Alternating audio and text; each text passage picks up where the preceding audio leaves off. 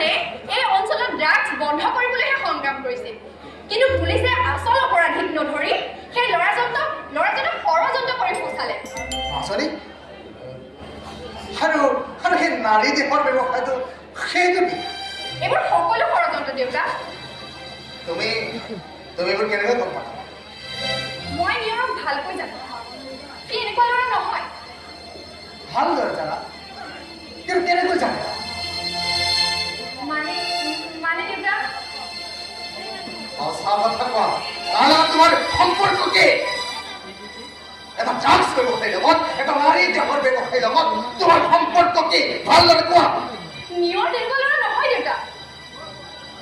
এজন ড্ৰাগছ খোৱা ল'ৰাৰ কথাৰ ভিত্তিত পুলিচে তেওঁক অপৰাধী সজাব নোৱাৰে আৰু সেই ছোৱালীজনী যিজনী ছোৱালীয়ে তাৰ বিৰুদ্ধে কমপ্লেইন কৰিছিলে সেই ছোৱালীজনীও মিছা কথা কৈছে দেউতা তাই বিপদত পৰা বুলি গম পাই নিয়ৰে তাইক ঘৰলৈ লৈ আহিছিল মাজনী তুমি এইবোৰ কথা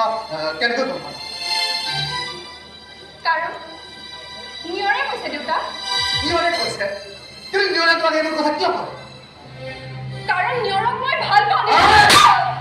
ভাল পাওঁ চলো এটা ড্ৰাগছ ব্যৱসায়ীক তই ভাল পাওঁ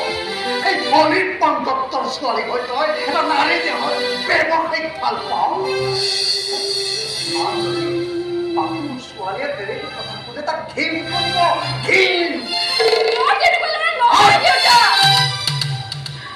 নিয়ৰ তেনেকুৱা নহয় পুলিচে তাক এনেই এৰেষ্ট কৰা তাৰ কমপ্লেইন কৰিছে তাৰ ঘৰত সাক্ষী আছে সেইকাৰণে এৰেষ্ট কৰিছে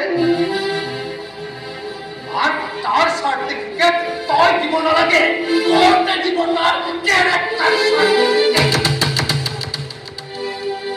নহয় দেউতা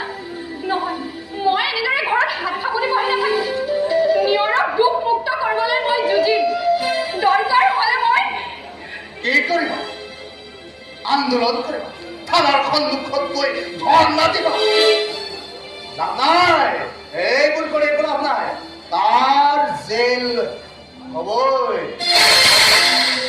কিমান দিন জেলত ৰাখিবা দেউতা এদিনটো মুকলি আকাশৰ তললৈ আহিব